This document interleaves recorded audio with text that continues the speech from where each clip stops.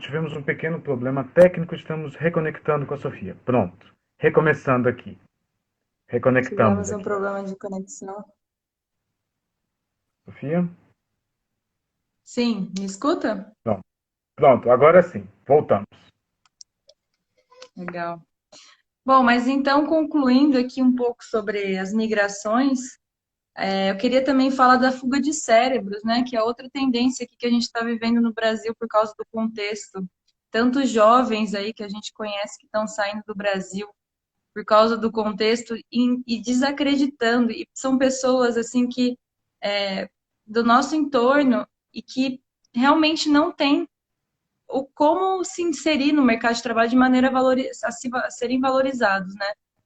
E eu acho que esse também é um grande desafio do momento que a gente está vivendo, porque a fuga de cérebros demonstra o quanto que não deu certo o Brasil, entendeu? São pessoas que se capacitaram ao longo de anos, que têm mestrado, que têm doutorado, pessoas que são ultra competentes no que fazem e que não têm absorção no mercado de trabalho, porque o mercado de trabalho é completamente limitado, né?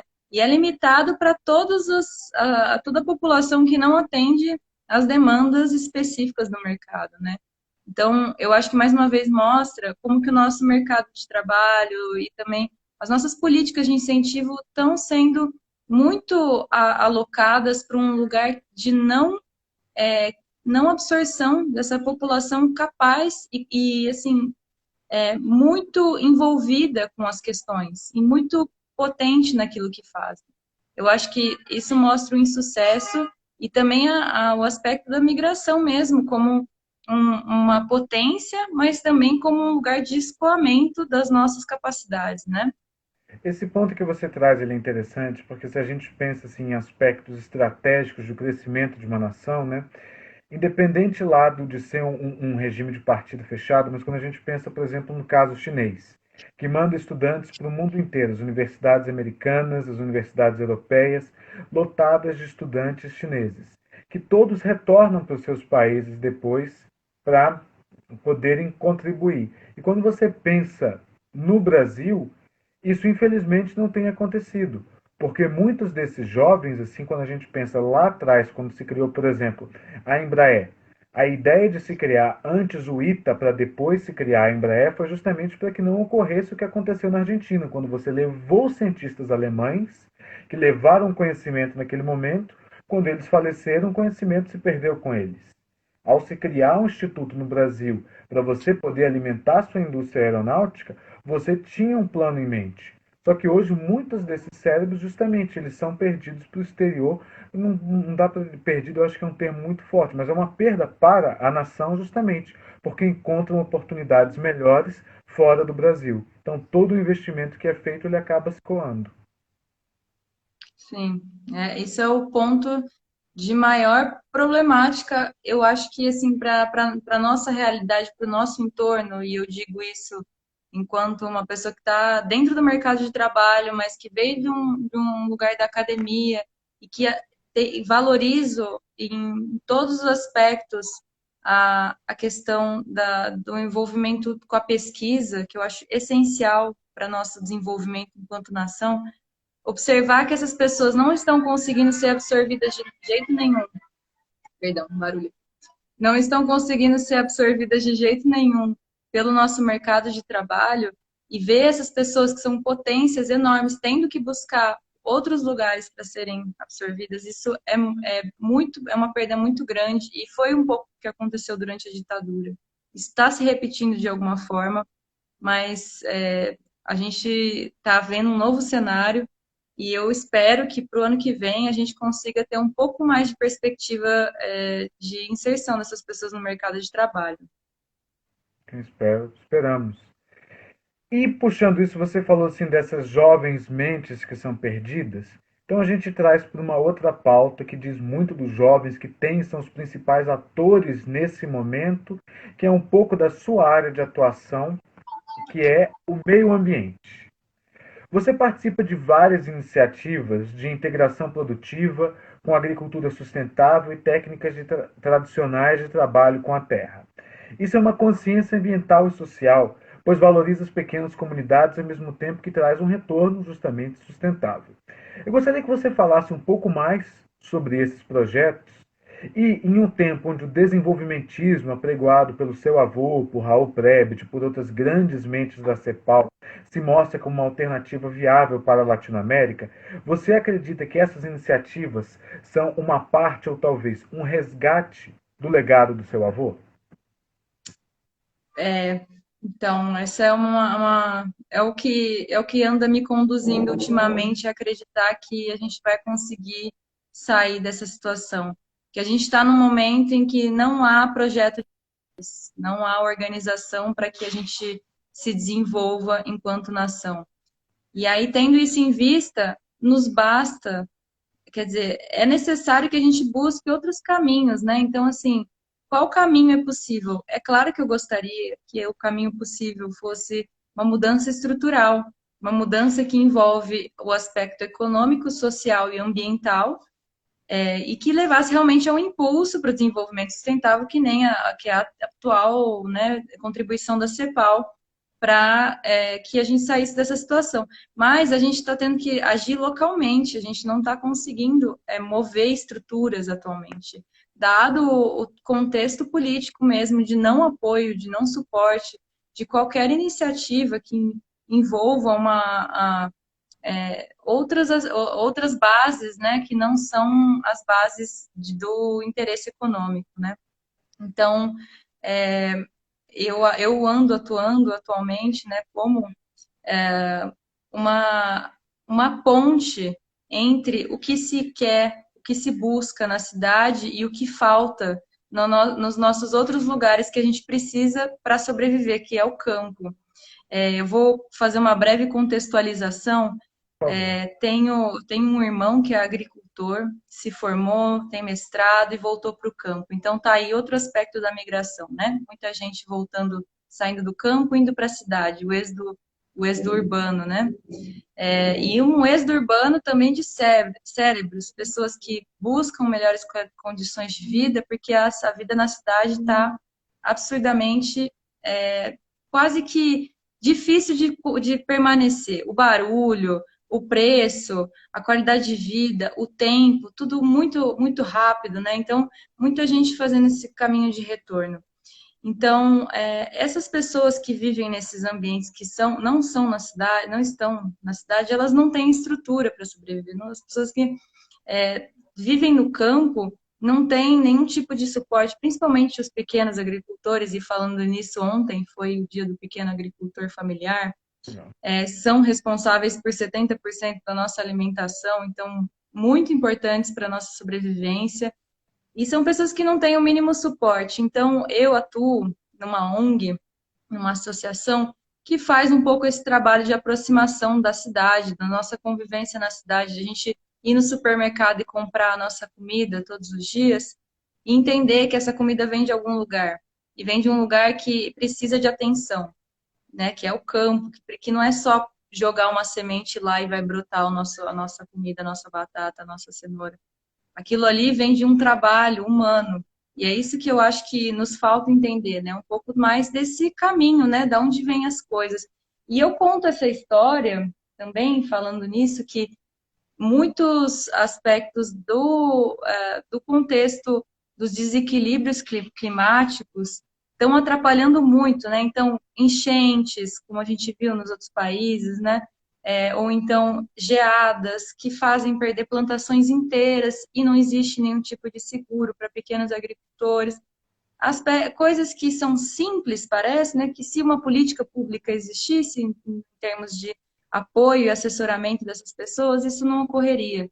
Então, o meu papel nessa associação é um pouco observar isso e fazer essa ponte com quem está na cidade que muitas vezes não entende. Dito isso, né, um pouco dessa minha atuação, eu falo sobre meu avô mesmo, que atuou na Sudene, né, que foi um dos criadores da Sudene, a Superintendência de Desenvolvimento do Nordeste, que nada mais era do que eu vou falar bem simplificado, né, bem simples, né, eu acho que deve ter muito mais atuação do que isso, mas que uma forma de tornar aquele espaço que é o Nordeste, né, que é um conjunto de vários estados, uma potência produtiva de desenvolvimento com indústrias próprias. E como é que é feito isso? Através do fomento, através da iniciativa pública, apoiando a iniciativa privada, a criação de polos produtivos locais. E, atualmente, eu acredito que o nosso Estado deveria fazer esse papel, mas não faz. Então, não fazendo, a gente também, como pensadores aqui desse país, não pode ficar parado esperando, né? É isso que eu penso. A gente tem que atuar, claro, cada um na sua realidade, né? Nem sempre a gente tem, assim, vontade de chegar no final do dia, depois de ter trabalhado, pegado o ônibus e chegar em casa e ainda fazer alguma coisa para mudar a nossa realidade. Mas a gente tem que atuar localmente, a gente tem que fazer a mudança no nosso entorno. Então, essa associação que eu trabalho, ela propõe exatamente a aproximação do campo, o campo, a periferia e a cidade, no meu local de onde eu venho, que é Campinas. Parece doido, mas assim, é onde eu posso contribuir, é onde eu posso. Isso, desculpa a interrupção, mas isso é um fator muito interessante, né? Porque essa parece ser, inclusive, uma das consequências boas da pandemia, né? Claro que a gente não desejaria que fosse dessa forma, mas uma das transformações é justamente essa, na ausência de um ente superior, vamos chamar assim, um Estado atuando nessas funções, a solidariedade entre as pessoas, em muitos aspectos, aumentou. E exatamente são essas pequenas ações que se somando vão dando grandes ações, né? Exato, e isso depois dá um suporte para que o Estado perceba a importância daquela ação para aquele lugar. Então, as ações que propõem um envolvimento entre o aspecto social, o econômico e o ambiental, elas são as ações que mais têm a capacidade de mudança, e o maior desafio nosso é justamente fazer com que isso se integre, né? Isso se torne palpável para a maior parte das pessoas, porque muitas vezes acontece que as mudanças dentro dos lugares não ocorrem porque as pessoas não se apropriam daquilo, porque elas estão tão imersas dentro de uma realidade totalmente construída para um tipo de regime, né, de trabalho, que elas não percebem como que aquilo ali é autodestrutivo. Então, o nosso papel individualmente é de tirar um pouco essa ideia, mas eu acho que isso é um caminho longo e que deveria ter um apoio muito mais estrutural, né, do Estado para que isso acontecesse, mas enquanto isso não acontece, tem que partir de iniciativas locais. Exatamente, tem uma sinergia, né? Eu vejo assim muita gente. Ah, agora não, porque outros assuntos tomaram a pauta, mas há um tempo atrás estava muito em voga a questão da Zona Franca de Manaus, se iam renovar a concessão ou não. E muita gente falando assim: ah, mas isso é um grande elefante branco, vai renovar para quê? Vai ser um desperdício de dinheiro. Primeiro que a ideia, quando ela foi trazida, né, para ficar nesse exemplo, ela foi justamente para você criar um polo produtivo de integração no meio da floresta amazônica que pudesse servir como um gerador de renda e catalisador de recursos para aquela região. Anos depois, bem ou mal, isso ocorre de uma certa forma, mas, ok, não está funcionando, vamos acabar, e toda a cadeia que vive independe dali assim. Qual é a solução? O acabar por acabar, ele não é uma solução. Há muitas pessoas que dependem disso. É aquela velha, eu acho interessante, né, assim, uma conversa que dois sociólogos que vão se aventuraram nessa área econômica, né? E que muitas das vezes as pessoas tendem a ver apenas como números numa planilha, quando são pessoas que estão ali por trás. Os resultados eles precisam vir. Eu acho que o sistema, puxando até para o nossa Constituição, que é liberal e tudo, ele pressupõe isso. Mas o ser humano no centro da atitude, nem um extremo sendo o Estado, nem um outro extremo sendo o mercado, né? Focar no indivíduo, que é quando a gente sabe que traz melhores resultados. Exatamente. Né, acho que isso dito, né, sobre a Zona Franca de Manaus, também lembrando o quanto que a gente está se desindustrializando, né? O nosso país está num retrocesso que a gente não consegue produzir nosso próprio prego, né? Falando de uma brincadeira, mas é realmente isso, né? Porque as nossas barreiras econômicas praticamente não existem mais, né, em função de um regime econômico vigente que se acredita que é mais benéfico, mas que, na verdade, está trazendo uma série de desvantagens para nós enquanto potência e enquanto é, competição mesmo, né, no mercado internacional. Eu acho que isso é muito negativo e, enfim, traz mais um aspecto aí que realmente o nosso país está precisando trabalhar profundamente, né? A questão da industrialização e, sobretudo, como será feita essa industrialização, né? Porque não basta agora a gente acreditar que o petróleo, que o carvão, que é isso que vai nos dar a nossa fonte de energia, né? Isso são fontes de energia que estão fadadas também a acabarem, né? Elas são finitas. Então, temos que mudar nossas bases das nossas bases da energia que a gente usa para que essas mudanças aconteçam, né? E por isso, mais uma vez, retomo a questão ambiental, né? O aspecto ambiental, ele traz muitas vantagens, mas ele demanda uma coordenação muito grande de ações, tanto no nível pequeno, lá da pequeno produtor que está ali trabalhando dentro da sua roça, que faz uso da água da nascente para sua irrigação, até a grande produção de soja, que faz uso de milhões de litros de água para sua produção de hectares e que, né, leva ao desmatamento e tudo mais. Então, é uma educação que tem que vir da base, lá, desde a base até os nossos tomadores de decisão, e por isso que são mudanças muito grandes e muito difíceis de serem feitas. Mas aí que tá.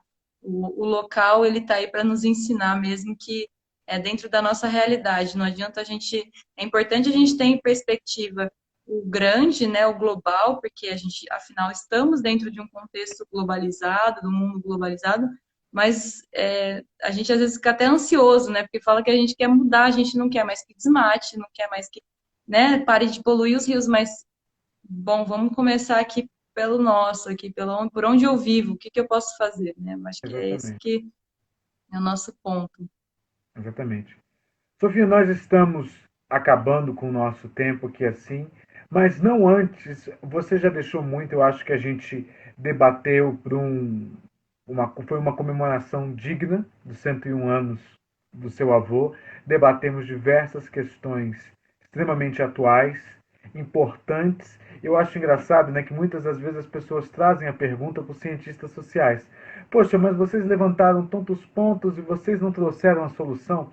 E é por isso que os cientistas sociais são conhecidos como às vezes até chatos, né? Porque a gente aponta muita coisa e a gente busca as soluções, mas o primeiro passo é esse.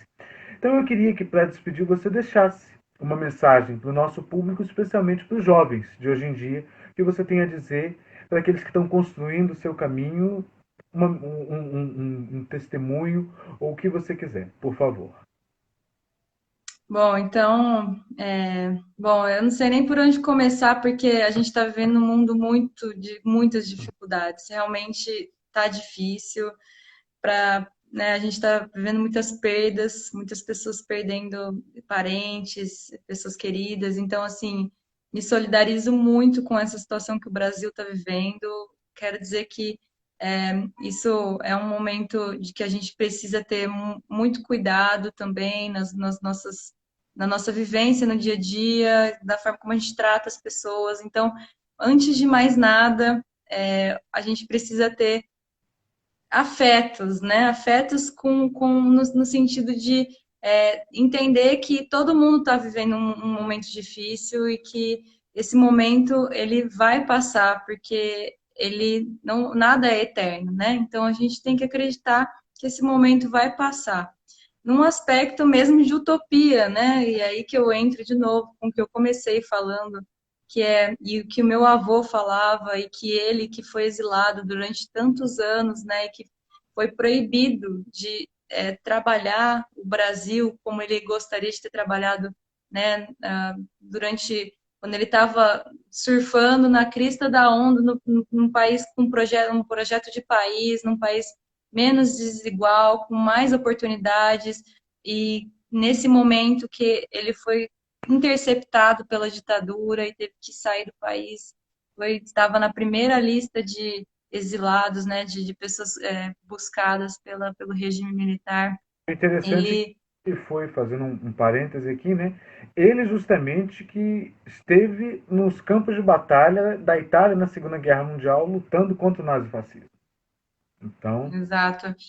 E são esses sentidos de entendimento da nossa história, né, que nos trazem perspectiva de que as realidades elas mudam, mas o nosso entendimento enquanto país, enquanto nação potente e criativa e que pode trazer pode existir um novo desenvolvimento e que integre principalmente a população que vive em situações adversas nesse momento, mas que podem estar trabalhando ombro a ombro com a gente, principalmente a gente na academia, a gente nos ambientes mais, né, intelectuais, mas a gente tem que estar reconhecendo esse aspecto dos conhecimentos tradicionais também. Então, um pouco quero deixar que nada do que a gente está falando aqui é novidade, né?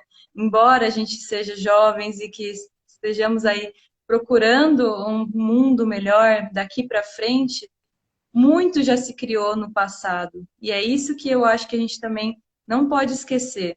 Porque a gente apagando o nosso passado, a gente acaba também apagando uma série de contribuições incríveis que grandes intelectuais, não só o meu avô, fizeram.